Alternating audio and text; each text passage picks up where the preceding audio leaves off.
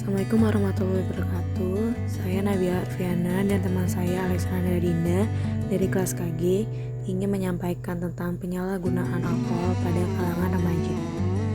Presentasi kali ini diawali dengan daftar isi, lalu pendahuluan yang berisikan latar belakang, tujuan wawancara, dan metode dan teknik pengumpulan data. Lalu isi pembahasan yang berisikan topik wawancara, waktu dan tempat kegiatan, laporan hasil wawancara, teori yang digunakan, dan kaitan teori dengan hasil wawancara. Lalu terakhir yaitu penutup yang berisikan kesimpulan dan saran. Lalu kita akan membahas tentang isi pembahasan wawancara tersebut. Yang pertama yaitu pendahuluan. Latar belakang. Pergaulan bebas adalah salah satu bentuk perilaku menyimpang yang melewati batas norma, aturan, dan tuntutan. Salah satu pergaulan bebas yang marak di kalangan remaja adalah penyalahgunaan alkohol. Menanggapi hal ini, kami melakukan wawancara dengan salah satu remaja yang pernah mengalami ketergantungan alkohol. Kami melakukan wawancara ini untuk mengetahui faktor yang menyebabkan seseorang dapat mengalami ketergantungan alkohol dan penilaian yang didapatkan narasumber dari masyarakat sekitar atas tindakan yang dilakukannya.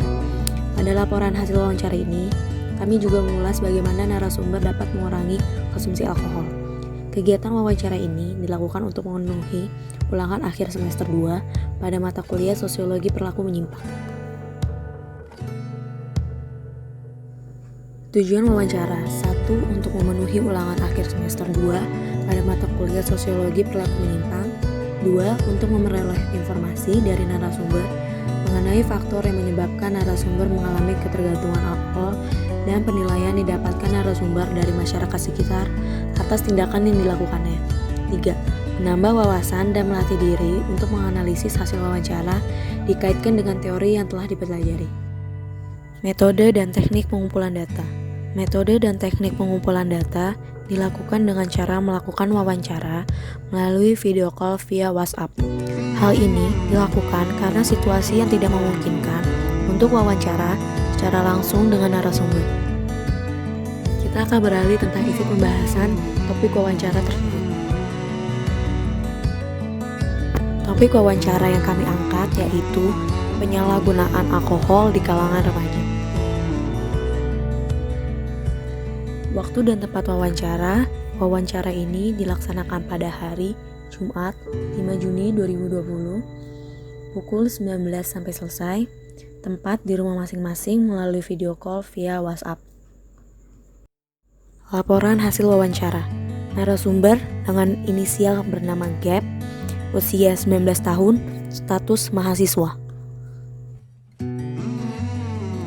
Laporan hasil wawancara. Pada wawancara yang telah kami lakukan dengan narasumber, kami memperoleh hasil bahwa Gap narasumber memiliki kebiasaan mengkonsumsi alkohol sejak duduk di bangku sekolah menengah atas. Kebiasaan ini berawal dari salah satu teman Gap mengajak untuk minum alkohol bersama. Gap didorong dengan rasa ingin tahu dan ingin coba-coba, mengiyakan ajakan temannya. Semenjak saat itu, setiap temannya mengajak untuk mengonsumsi alkohol bersama, Gap mengiyakan ajakan temannya. Gap melakukan kebiasaannya ini bersama dengan teman-teman satu pergaulannya atau satu tongkrongan. Terkadang Gap juga menemani temannya minum saat temannya dalam masalah dan membutuhkan alkohol sebagai pelarian. Begitupun sebaliknya, dia mengajak temannya minum saat dirinya mengalami masalah yang membebankan pikiran. Namun saat mengkonsumsi alkohol, Gap tidak selalu melakukan dengan teman-temannya. Terkadang ia melakukannya sendirian. Gap mengatakan setiap ia mengkonsumsi alkohol, ia merasa tenang dan terkadang ia merasa sangat senang, namun di satu waktu ia juga bisa merasa sedih, yang dimaksudkan dengan emosi tidak stabil. Gap mengatakan, keluarga dan orang tuanya tidak ada yang mengetahui kebiasaannya ini, karena Gap menutupi kebiasaannya ini dari keluarganya, khususnya orang tuanya. Selama melakukan kebiasaannya ini, Gap tidak pernah dicap sebagai pemabuk oleh teman-temannya yang tidak mengkonsumsi alkohol. Namun, Gap bercerita bahwa salah satu temannya ada yang dicap seperti itu. Gap menyadari bahwa kebiasaannya ini salah dan tidak sesuai dengan ajaran agama dan norma yang berlaku di masyarakat. Dan saat kami menanyakan apakah ia terkekang dengan norma dan aturan yang ada di masyarakat, ia menjawab bahwa ia tidak merasa terkekang karena ia memaklumi bahwa ia tinggal di negara yang memegang teguh norma dan agama. Ia bercerita bahwa pada saat minum bersama teman-temannya di salah satu wilayah, ia pernah diusir oleh salah satu warga yang tinggal di sana, dan ia dan teman-temannya tidak memprotes akan hal itu, karena ia dan teman-temannya menyadari bahwa mungkin tadi mereka terlalu berisik sehingga mengganggu warga sekitar. Setiap mengalami pengusiran, ia dan teman-temannya tidak menolak akan hal itu. Mereka biasanya akan berpindah tempat ke tempat wilayah yang mereka tentukan. Saat kami menanyakan apakah ia berniat untuk berubah menjadi lebih baik atau tetap merasa nyaman dengan kebiasaannya ini, Gabe menjawab bahwa ia ingin berubah dan menghilangkan kebiasaannya ini. Namun Gabe mengaku kebiasaannya ini sulit dihilangkan. Gabe bercerita bahwa dia hanya bisa mengurangi konsumsi alkohol yang dulunya rutin, sekarang hanya mengkonsumsi alkohol jika saat-saat tertentu seperti saat ada acara. Gabe memberitahu bahwa dia bisa mengurangi konsumsi alkohol karena sebuah taruhan dengan salah satu temannya. Karena taruhan yang dibuat ini dalam kurun waktu 3 bulan, Gabe mampu mengurangi konsumsi alkohol tersebut. Dasar teori. Teori anomi dan pertentangan struktur sosial Emile Durkheim 1951. Konsep anomi didefinisikan sebagai keadaan tanpa norma atau deregulation di dalam masyarakat. Keadaan deregulation atau normlessness tersebut kemudian menimbulkan perilaku deviasi atau menyimpang. Penyimpangan saling berkaitan erat dengan tingkat kepemilikan individu terhadap kelompok. Dalam masyarakat modern atau masyarakat solidaritas organik, kontrol sosial terhadap individu melemah. Durkheim memandang anomi dalam masyarakat modern dihasilkan oleh aspirasi dan ambisi individual dan pencarian kesenangan serta sensasi baru yang berada di luar jangkauan, bahkan pada masa-masa makmur. Teori lainnya yaitu teori asosiasi diferensial Edwin Hart Sutherland 1939. Teori asosiasi diferensial adalah teori yang mengusulkan bahwa nilai-nilai, sikap, teknik, dan motif perilaku penyimpangan dipelajari melalui interaksi seseorang dengan orang lain. Asosiasi diferensial menggunakan pendekatan psikologi sosial untuk menjelaskan bagaimana seseorang individu menjadi seorang yang menyimpang. Lalu ada teori selanjutnya yaitu teori adaptasi Robert Camerton 19. Perilaku menyimpang atau deviasi sosial menurut Merton merupakan bentuk adaptasi terhadap situasi tertentu. Merton menyebutkan terdapat 5 tipe deviasi sosial atau penyimpangan sosial yang merupakan bentuk adaptasi individu atau kelompok, yaitu pertama, konformitas, conformity, inovasi, innovation, ritualism, pengunduran atau pengasingan diri, retreatism, dan pemberontakan, rebellion. Pada teori adaptasi ini, tipe deviasi sosial yang digunakan untuk menganalisa hasil wawancara adalah retreatism atau pengunduran atau pengasingan diri. Retreatism mencerminkan mereka yang terlempar dari kehidupan kemasyarakatan atau mengucilkan diri. Dan terakhir ada teori pendukung yaitu teori dramaturgi dari Irving Goffman 1959. Teori dramaturgi atau istilahnya impression management adalah pola perilaku seseorang saat berinteraksi dan berhubungan dengan realitas sosial yang dihadapinya melalui panggung sandiwara dengan menggunakan skrip atau jalan cerita yang telah ditentukannya.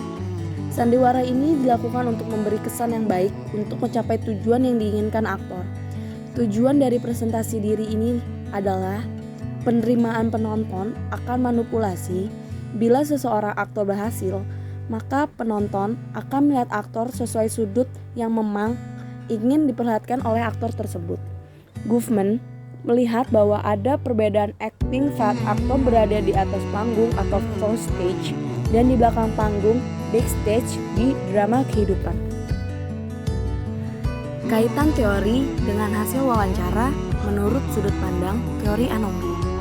Pada hasil wawancara ini, kami menganalisa bahwa lingkup pergaulan bebas di kalangan remaja terjadi karena faktor peresapan budaya yang dilakukan tanpa pemfilteran, di mana kalangan remaja menganggap bahwa mengkonsumsi alkohol adalah sesuatu yang keren dan modern. mereka akan mendapat penilaian yang hebat atas tindakannya yang dilakukannya. Perubahan masyarakat ke arah modern ini membuat terjadinya kemerosotan moral dan kontrol sosial terhadap individu melemah, sehingga terjadi perilaku menyimpang dari individu dalam pergaulan di lingkungan masyarakat. Seperti yang dialami Gap dan teman-temannya, di mana mereka melakukan penyimpangan tersebut bukan hanya sebagai pelarian dari masalah, namun juga pencarian kesenangan serta sensasi baru yang berada di luar zona norma masyarakat. Dan selanjutnya yaitu dari sudut pandang teori asosiasi diferensial. Gap mengatakan bahwa ia pertama kali mengkonsumsi alkohol karena ajakan temannya. Saat itu, ia mengkonsumsi alkohol bersama teman-teman tongkrongannya. Dari situ, Gap mulai mengenal alkohol dan mulai sering mengkonsumsi alkohol. Karena itu, sudah menjadi kebiasaan di tempat tongkrongannya. Hal ini jika kita kaitkan dengan teori Edwin H. Sutherland tentang teori asosiasi diferensial, Gap melakukan penyimpangan ini karena adanya proses pengenalan melalui interaksi dengan temannya dalam proses komunikasi. Dalam hal ini secara tidak sadar telah terjadi proses pembelajaran terhadap perilaku yang dilakukan. Faktor kedekatan dan solidaritas geng atau kelompok juga mempengaruhi Gap untuk melakukan penyimpangan tersebut. Dan selanjutnya dari sudut pandang teori adaptasi. Gap mengkonsumsi alkohol sebagai jalan keluar atau pelarian diri dari masalah-masalah yang membebankan pikirannya.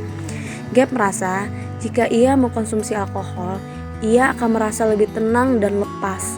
Hal ini jika kita kaitkan dengan teori Robert Camerton tentang teori adaptasi, merupakan bentuk dari pengasingan dan pengunduran diri retreatism, di mana seseorang mengucilkan diri dari masyarakat karena tidak mampu menghadapi tekanan dalam masyarakat, sehingga dia melibatkan dirinya ke dalam perilaku menyimpang.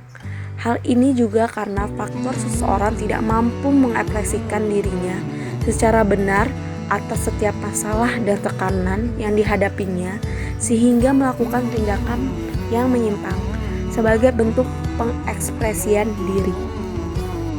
Dan terakhir, dari sudut pandang teori dramaturgi. Gap mengatakan bahwa keluarganya dan orang tuanya tidak ada yang mengetahui kebiasaannya ini. Karena Gap menutupi kebiasaannya ini dari keluarganya, khususnya orang tuanya. Hal ini jika kita kaitkan dengan teori Irving Goffman tentang dramaturgi atau impression management, Gap mempunyai dua sisi kepribadian di lingkungan yang berbeda. Dua lingkungan ini yaitu lingkungan sosial, yaitu pergaulannya, dan lingkungan pribadi yaitu keluarga. Di mana pada lingkungan sosialnya, Gap lebih terbuka terhadap perilaku yang diinginkannya. Sedangkan pada lingkungan pribadi, ia lebih tertutup akan perilaku sosial yang biasa dijalaninya. Hal ini karena pada lingkungan pribadinya, yaitu merupakan keluarga, lebih memiliki norma dan aturan dan kontrol sosial di dalamnya. Dan berbeda sekali di lingkungan sosialnya, yaitu pergaulan, di mana kontrol sosial tidak sekuat dengan lingkungan pribadi atau keluarga. Hal ini dilakukan untuk memberi kesan yang baik pada keluarga dan orang tuanya. Karena jika orang tua dan keluarganya mengetahui kebiasaannya ini, mungkin Gap akan mendapatkan hukuman atas perbuatan yang dilakukannya tersebut. Dan yang terakhir, penutup yang berisikan kesimpulan. Kesimpulan dari hasil wawancara ini dapat ditarik bahwa tindakan menyimpang dapat terjadi karena adanya faktor perubahan sosial yang terjadi di masyarakat. Perubahan masyarakat menjadi masyarakat modern atau masyarakat organik ini mempengaruhi pola pergaulan dan interaksi sosial di lingkungan masyarakat, di mana di dalam masyarakat modern, kontrol sosial terhadap individu melemah, sehingga menimbulkan perilaku anomi yang menghasilkan perilaku menyimpang. Perilaku menyimpang yang dilakukan individu dapat terjadi karena adanya faktor pengenalan dan pembelajaran terhadap suatu subkebudayaan menyimpang.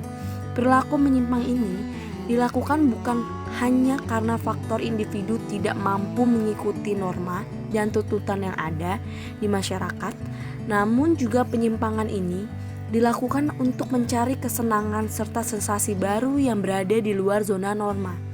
Namun pada umumnya, seseorang akan memiliki sisi berbeda pada lingkungan yang berbeda pula, di mana seseorang akan lebih terbuka dan lepas pada lingkungan sosialnya, sedangkan pada lingkungan pribadinya, ia akan lebih tertutup dan bersikap baik. Hal ini dilakukan untuk memberikan kesan yang diinginkan oleh individu tersebut. Sekian dari kelompok kami. Saya Nabila Arfiana dan teman saya Alexandra Dinda ingin mengucapkan mohon maaf apabila terdapat kesalahan dalam membuat presentasi hasil wawancara ini. Kami juga ingin berterima kasih kepada Bu Yani yang sudah membimbing dan mengajari kami selama ini. Sekian dari kelompok kami. Wassalamualaikum warahmatullahi wabarakatuh.